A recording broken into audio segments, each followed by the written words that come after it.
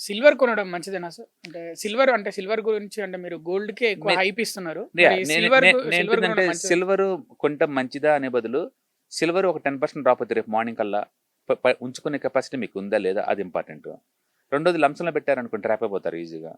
Silver highly volatile asset class. హ్మ్. ఏదైనా ఒకటే అసెట్లో డబ్బు పెట్టడం అనేది ఎప్పటికైనా రిస్క్. అది హ్మ్. ఈక్విటీ కావచ్చు, రియల్ ఎస్టేట్ కావచ్చు, ఒక ఎక్సెప్ట్ డెట్ కాకుండా మిగతా ఎక్కడ కూడా సింగిల్ అసెట్లో బల్క్లో ఒకేసారి పెట్టకూడదు మీరు. హ్మ్. ఎందుకంటే స్టక్ అయిపోతారు.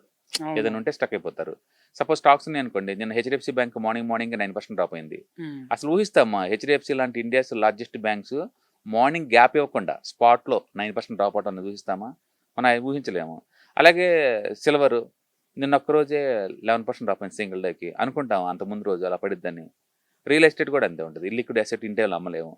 అందుకని మీరు ఒకే అసెట్లో బల్క్లో కనుక పెడితే ఎప్పటికైనా మీరు స్టక్ అయిపోతారు. దాని బదులు మల్టీ అసెట్లో, లేకపోతే ఈ ఒకే అసెట్లో అయినా సరే మనం ఇన్స్టాల్మెంట్లో పెడుతున్నాం అనుకోండి, ఇన్స్టాల్మెంట్లో పెడుతున్నాం కాబట్టి పెయిన్ తక్కువ ఉంటుంది పడ్డా కూడా. హ్మ్. అంటే పెరిగినప్పుడు నేను ఎన్కాష్ చేసుకుంటే ఎంతో కొంత రిస్క్ని అలా మేనేజ్ చేయొచ్చు మీరు. కాబట్టి డబ్బంతా తీసుకెళ్ళి సిల్వర్లోనూ గోల్డ్లోనూ పెట్టడం మంచిది కాదు.